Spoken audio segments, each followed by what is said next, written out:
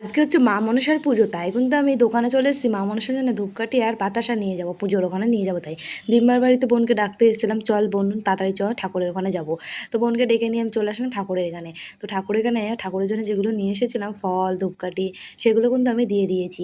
তো মা মনসার এখানে কিন্তু এসে আমার খুব ভালো লাগছিলো। আর জলের ধারে এই শিব ঠাকুরটা বসানো রয়েছে, কি সুন্দর লাগছিল, আমার কিন্তু খুব ভালো লাগছিল। একটা পুকুর, তার পাশেই ছিল ভোলে বাবার মূর্তি, ভালো লাগছিল সব ঘুরে ঘুরে। আর এখানে কিন্তু প্রচণ্ড রোদ্দুর, আমি ভেবেছিলাম কখন যে পুজোটা বসবে। আর এই কদিন ধরে তো এক নাগাড়ে বৃষ্টি হয়েছে, কিন্তু এখন আর বৃষ্টি হচ্ছে না, জায়গাটা শুকিয়ে গেছিলো। ঠাকুর সত্যিই আছে, ঠাকুর জানে যে আমার ভক্তরা কষ্ট পাবে বৃষ্টি জল হলে, কোথায় বসবে, তাই কিন্তু বৃষ্টি আর হয়নি। তো বন্ধুরা, যে অলৌকিক ঘটনাটা হয়েছিল আজকে কিন্তু আমি দেখতে পেলাম সত্যি সত্যি যে মা মনসাকে দুধ কলা দেওয়া হয়েছিল। মা মনসা কিন্তু সত্যি সত্যি এসেই দুধ কলাটা খেয়েছিল। তোমরা যদি মা মনসাকে সত্যি ভালোবেসে থাকো, কমেন্টে জয় মা মনসা লিখে মা মনসার জন্য